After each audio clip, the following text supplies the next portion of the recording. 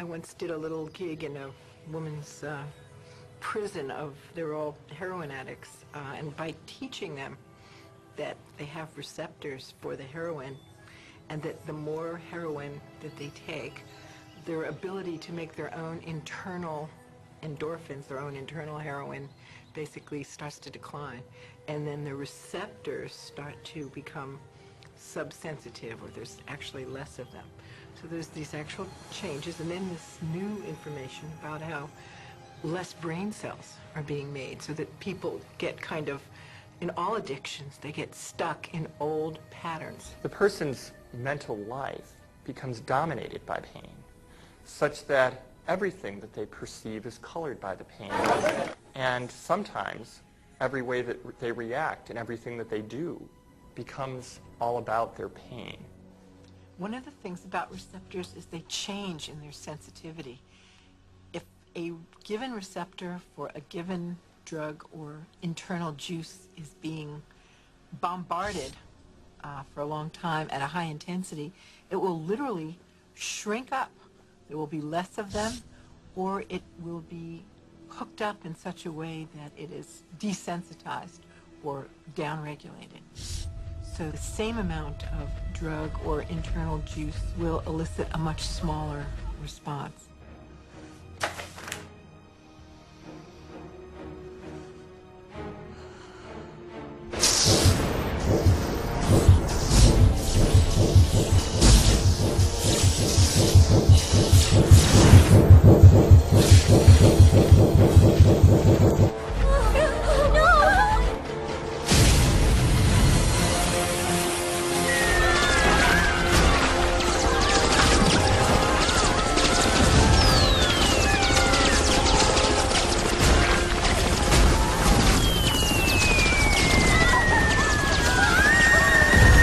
We're bombarding the cell with the same attitude and the same chemistry over and over again on a daily basis.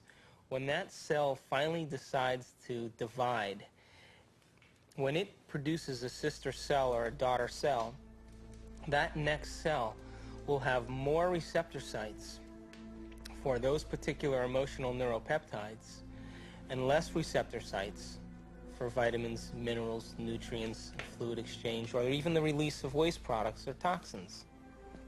Now, all aging is a result of improper protein production. What happens when we age?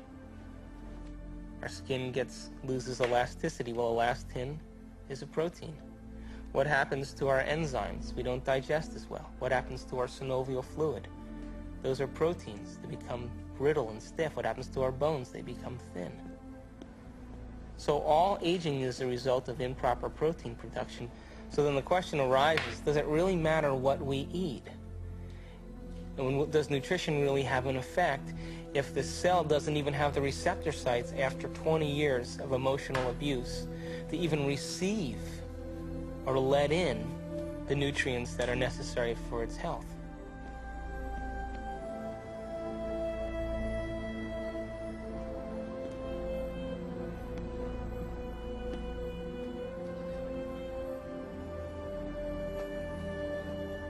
If we know the thoughts of a person, we will best know them by their addiction, their continuous, over 24 hours, in a continuum of what emotions they display in their body.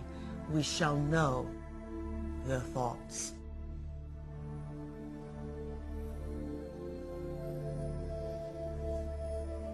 I hate you.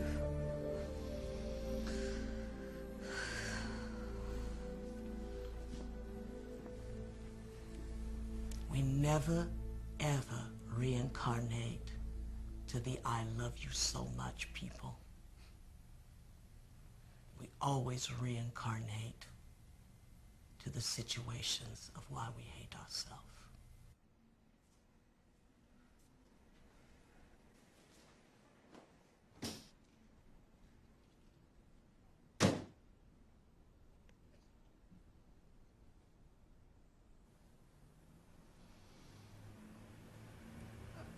Hate you.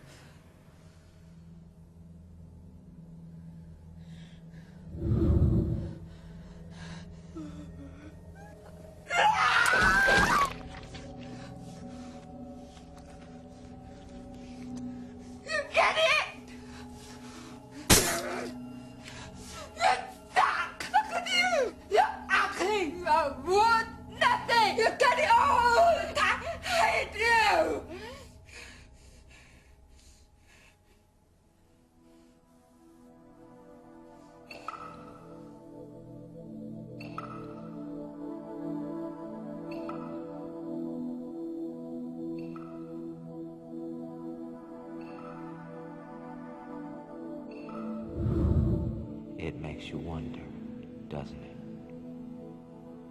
If thoughts can do that to water, imagine what our thoughts can do to us.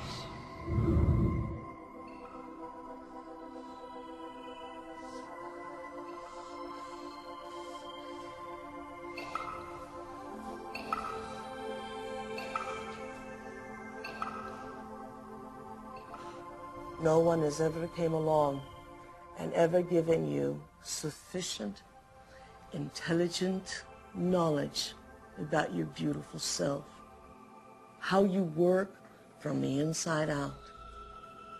Why do you have addictions? Because you have nothing better. You have dreamt of nothing better because no one has ever taught you how to dream better. There's data now that when people are addicted to, whether it's cocaine, heroin, nicotine, alcohol, all of them seem to share a property of blocking the growth of new brain cells. And yet, it can completely come back when the drug taking has stopped. Oh, poopy.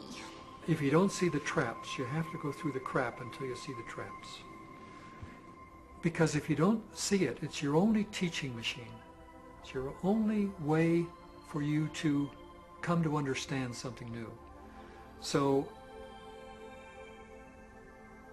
the universe brings these things to your door, and there is learning in them for you if you are willing to reflect upon them and think beyond the rigid mindset.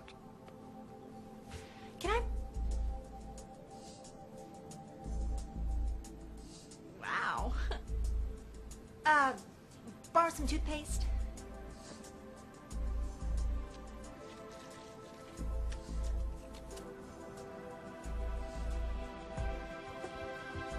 Thanks.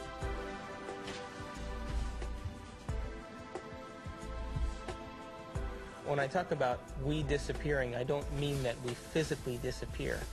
What I mean is that we move out of the area of the brain that has to do with our personality, that has to do with our association to people, our association to places, our association to things and times and events.